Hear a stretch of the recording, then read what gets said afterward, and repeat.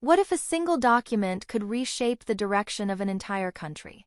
Singapore's Workers' Party has just released its 2025 General Election Manifesto, and it's not just another policy paper.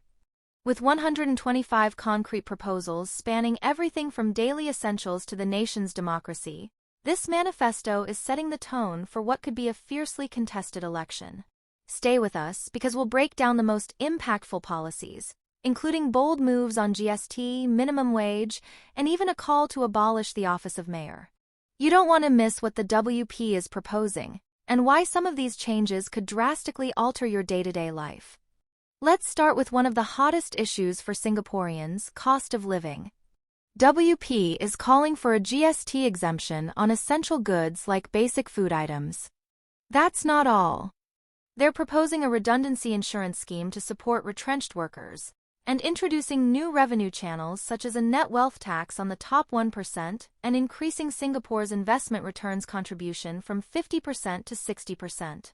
They're also advocating for a minimum corporate tax rate of 15%, aligning with global standards. On the job front, WP wants to abolish the statutory retirement age, allowing seniors to choose if and when they want to stop working. This, they argue, promotes dignity and respects experience. SMEs aren't left out either. There are pledges to support them with more competitive policies to ensure long-term growth. Next, let's talk social inclusion. WP proposes a national minimum wage of 1,600 Singapore dollars for full-time workers, prorated for part-timers. They also want to lower the BTO application age for singles from 35 to 28, a potential game-changer for young adults, and review the ethnic integration policy to address difficulties faced by minority home sellers. Culturally, the manifesto suggests reinstating Thaipism as a public holiday, a move that could resonate deeply with Singapore's Indian community. The party doesn't shy away from democratic reforms either. WP is proposing to lower the voting age to 18, abolish the GRC and NCMP schemes, and introduce a Freedom of Information Act that allows citizens to access public data.